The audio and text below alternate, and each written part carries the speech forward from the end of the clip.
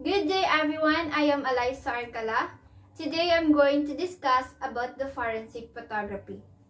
So in this video, you will be able to learn the basic concept of photography, police photography, and forensic photography. In this video also will include the history of photography and the important terms of photography. So first is, what is photography? So photography is derived from the Greek word photos, which means light, and graphen, which means to draw. In other words, it is light to draw. Hindi natin ito pwedeng pagbaliktaran, like for example, to draw with the light, kasi mag-iiba yung meaning nun. So you should be careful with that. So photography is an art or science which deals with the reproduction of image through the action of light upon sensitized materials with the aid of camera and its accessories, and the chemical process involved therein. Ibig sabihin, through the light or sa pamamagitan ng liwanag, tayo ay makakabuo ng isang image or isang imahe at kailangan natin itong ilagay sa sensitized materials. So what is the sensitized materials? The sensitized materials or a sensitized, which means a sensitibo or sensitibong bagay na kung saan kapag ito ay naliwanagan, ito ay magre-react. At kapag ito ay nag-react, para makadevelop tayo ng isang image or isang imahe, kailangan natin itong ilagay sa chemical process. So what is the chemical process?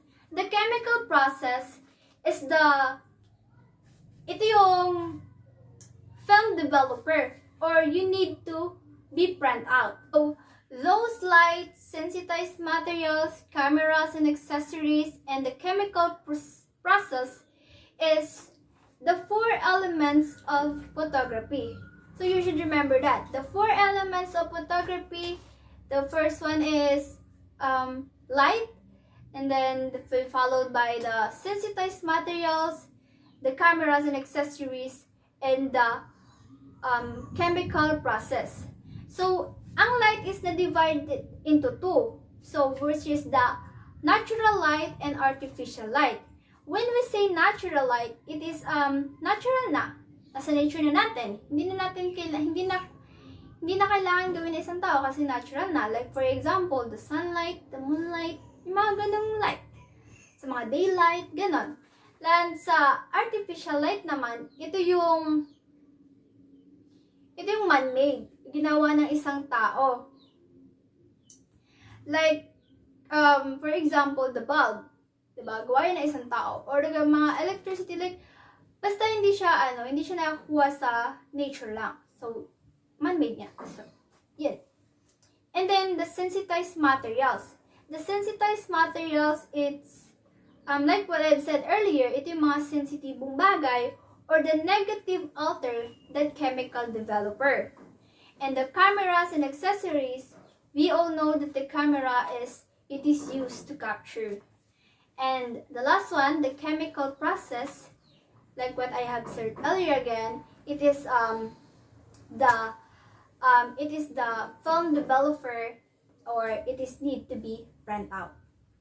So let's proceed to police photography. So what is police photography? So police photography is the study of the general practices, methods, and steps in taking pictures of the crime scene. Physical things can be used for the law enforcement purposes. Ibig sabihin, ito ang ginagamit sa trabaho ng mga police officer to record the process ng isang crime scene. Ano nga ba ang physical evidence? The physical evidence or the physical things, it can be found in the crime scene. Like for example, the gun, the kutsilyo, or the other object that can be found in the crime scene that are touchable. At ito ay ginagamit sa kanilang trabaho para makakolekt sila ng evidence at dito napapasok ang tinatawag nating forensic photography. So what is forensic photography? So the forensic photography is an application of photography in criminal jurisprudence and criminal evidence. Ibig sabihin, sabihin, kapag ang police officer ay nakakuha na ng isang bagay or mga evidence doon sa crime scene, ay ilalagay nila ito or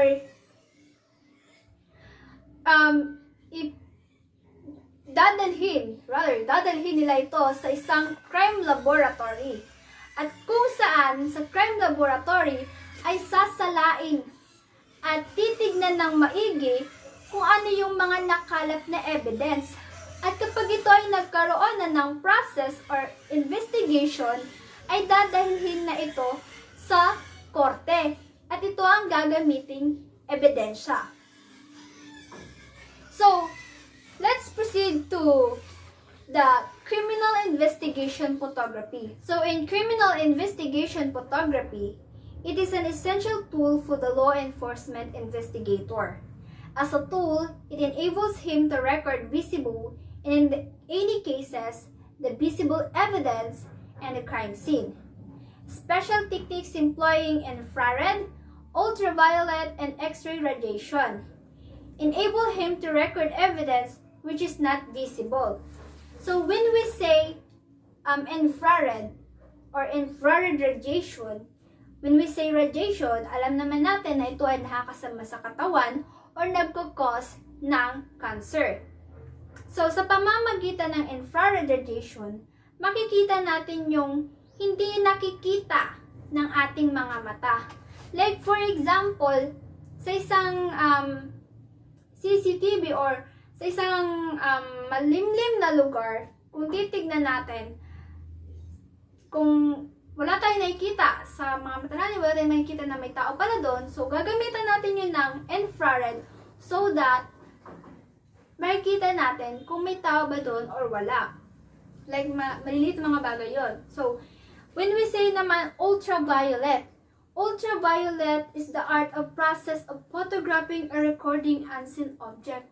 When example, the may bata or the abuse, may na-abuse na bata or may mga sa katawan ng isang tao, hindi natin makikita na may pasa, but kung gagamitan natin na ito ng ultraviolet, makikita natin sa loob ng katawan ng bata na meron siyang pasa-pasa.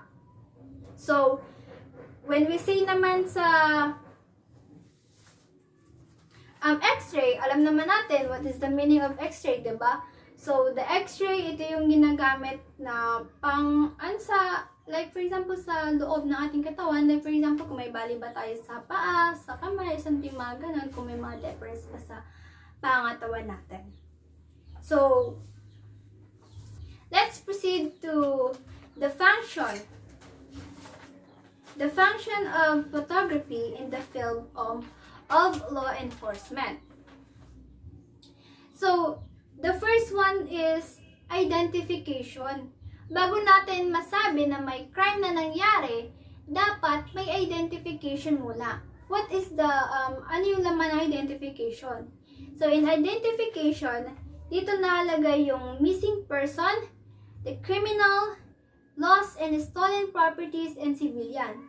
So, paano natin masasabi na may crime or may criminal nangyari kung walang criminal, di ba?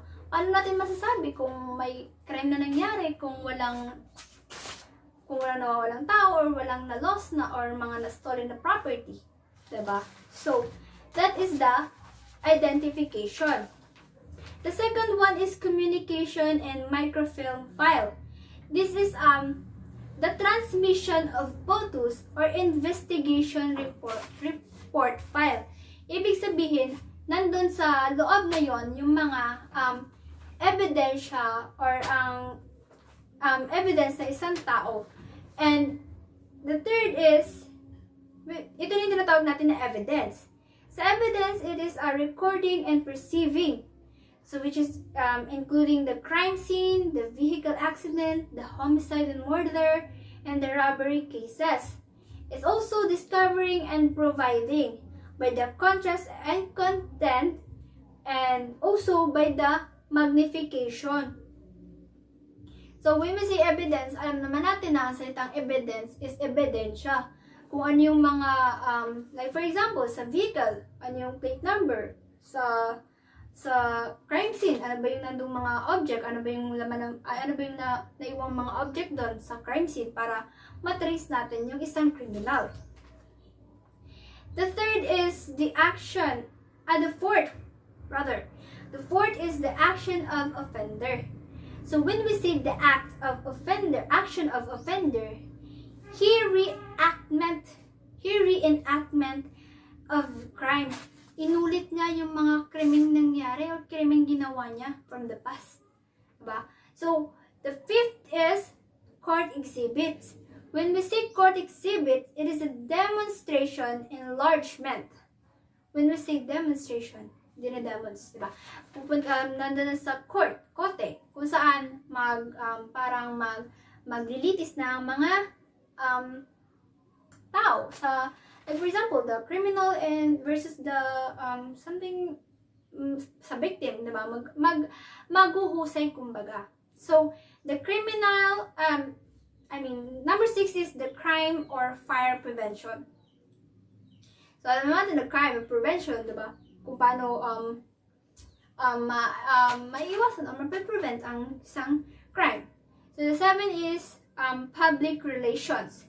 And the 8 is police training. When we say police training, is prepared training films, traffic duties, and the documentaries.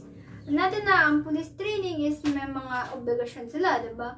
And then the 9 is the reproduction and the copying.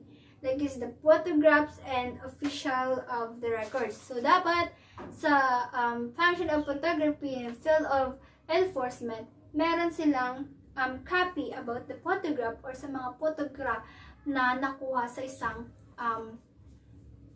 crime scene. So let's proceed to the history of photography. So sino nga ba ang kauna-unahang nag-imbento ng photography? So around 1000 AD, Alhazen is considered to be the father of optics, and it's credited with the inventing of the first pinhole camera, also known, or it is also called, the camera obscura. What is the camera obscura? The camera obscura, it is a dark chamber, or it is a dark room with a small hole or lens. Kumbaga, sa pamamagitan ni Alhazen, na kapag daw may maliit na butas ay napasukan ng liwanag, ito ay magre-reflect sa kabilang side na baliktad. So, this is the form, ito yung form ng camera obscura. Nagsimulang mag-improve ang photography sa panahon ni Joseph Nicephore Niepce on 1816. He was able to obtain the camera images of papers sensitized with the silver chloride solution. So, he put a plate coated with the bitumen and a camera obscura at tinapat niya ito sa kanyang bahay. And then, after 8 hours, nakaproduce na siya ng isang imahe.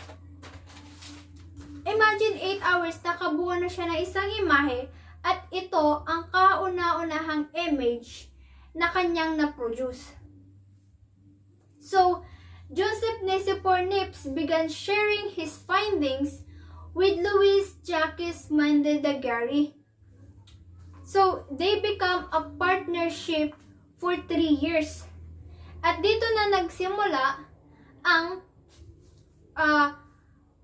Daguerre's process, which is named daguerreotype. Daguerreotype was the first practical photography process.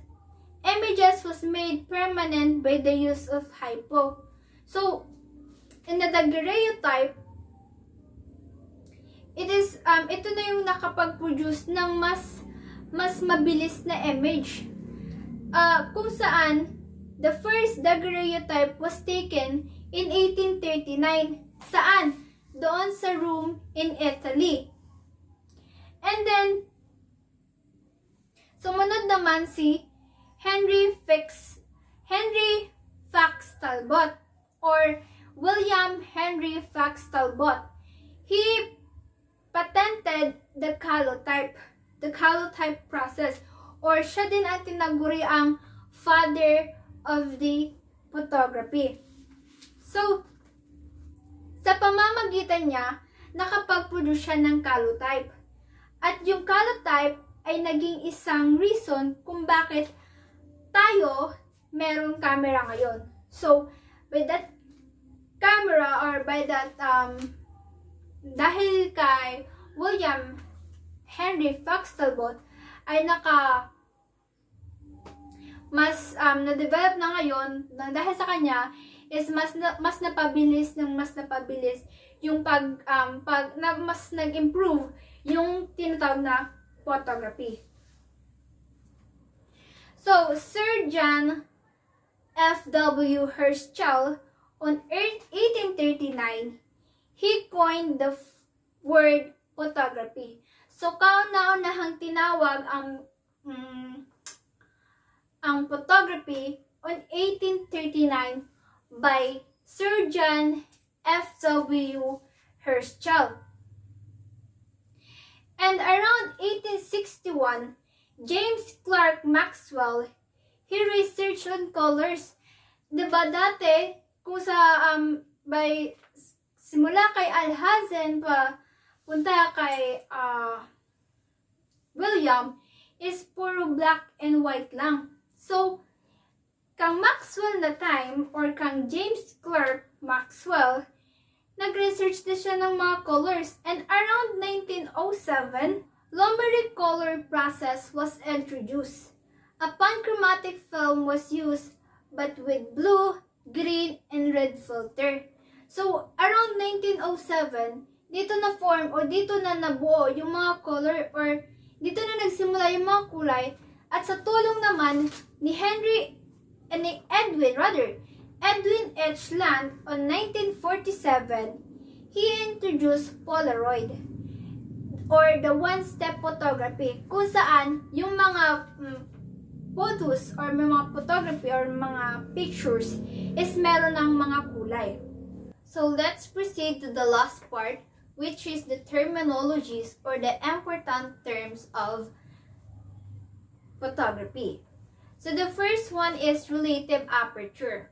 So what is the relative aperture? When we say relative, it is the relation. While the aperture, it is the open or space that can gather the light in order to produce the image. So when we say relative aperture, it is to control the amount of the light passing throughout of the light. And the depth of field, when we say depth of field, ito yung kung saan yung background is malabo while the subject is malinaw. So that is the depth of field. So let's proceed to the hyperfocal distance. So what is the hyperfocal distance?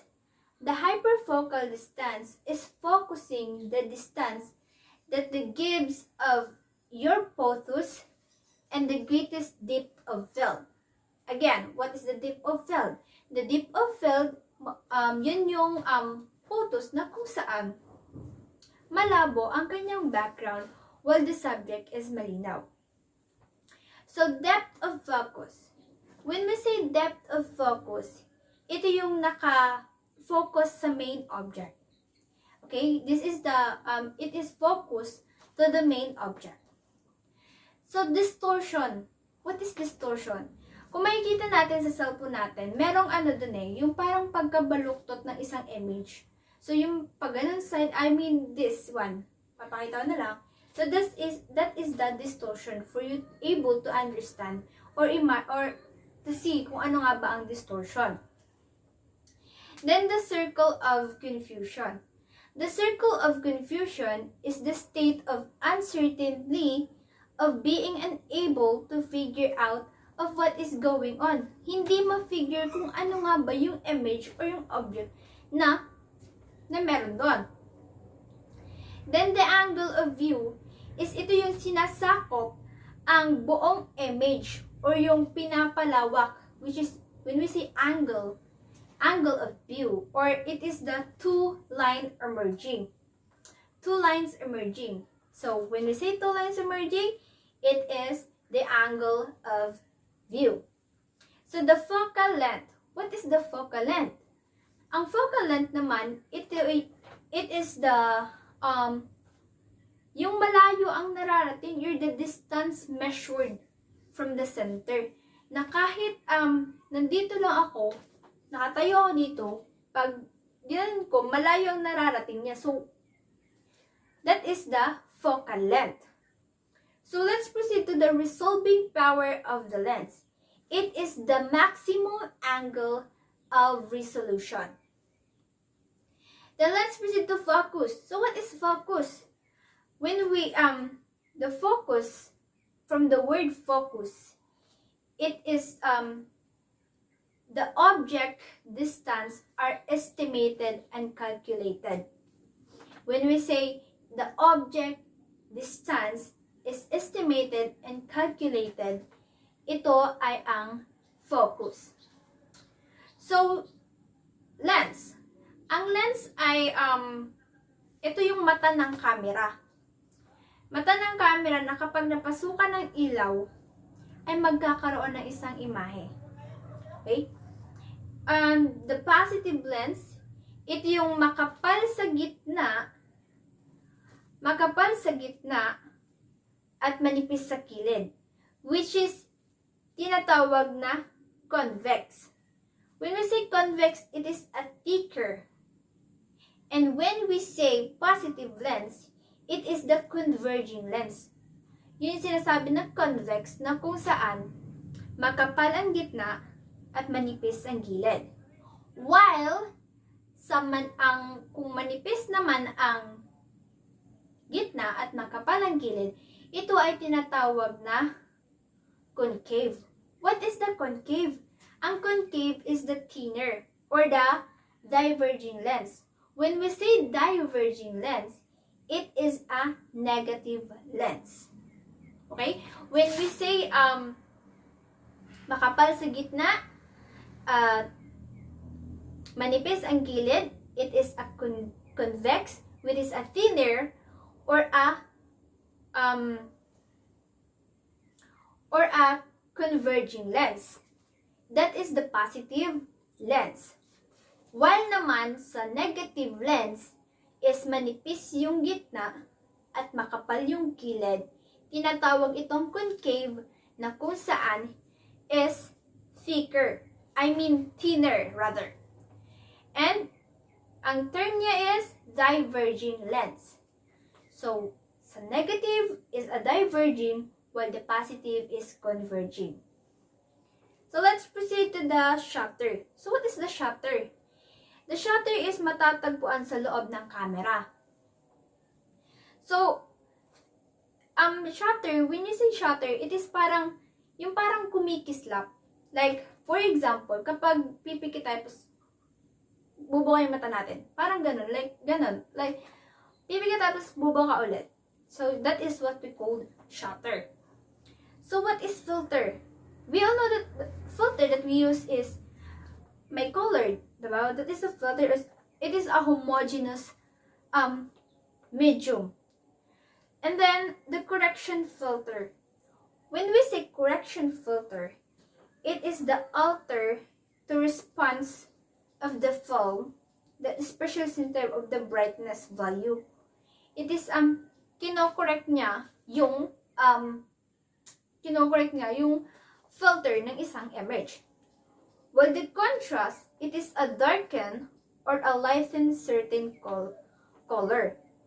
So, diba, pag minsan nagpipicture tayo or kumuha tayo ng isang photograph, minsan diba, may mga dark talaga na place or may mga light, masyado like against the light, mga ganun. So, that is what we call the contrast filter. So, while the neutral density filter, it is the reduce the intensity of the brightness. Nagre-reduce siya. While the haze filter, it is a minimized haze or distance object. And let's proceed to the polar screen filters. When we say polar screen, it is an optical slit. And then the filter factor, it is a ratio of the time of the exposure. When we say ratio, yung gitna. So the flash synchronization, mechanism or electrical adjustment. When we say flash, what comes in our mind? Flash is parang isang pitik, like synchronization, mag-synchronize. And then parallax error. It is a displacement of an image. So, let's proceed naman sa shape. What is the shape? Syempre, shape, diba? Isang shape. What another word? Basta shape. And it's a general form or configuration. What is the tone? When we say tone, it is a parang mga tone na mga diba? Like, tone na dark at tapos light. And then, resolution of or resolving power. When we say resolution or resolving power, it is an expression of quality. While the magnification described, it is an optical instrument. And the shadow, it is the shadow. Nakita natin yung shadow, meron dyan. Diba? That is the shadow. And then the light meter, it is designed to measure the amount of light falling on. While the light meter acceptor, it is a type of the camera that introduces system. Then accelerator, it is the fourth subpart of the developer solution. So bracket exposure, it is exposure that are calculated to be connect. While the flash meter, it is a handheld light sensing device. So that's all, and thank you for listening.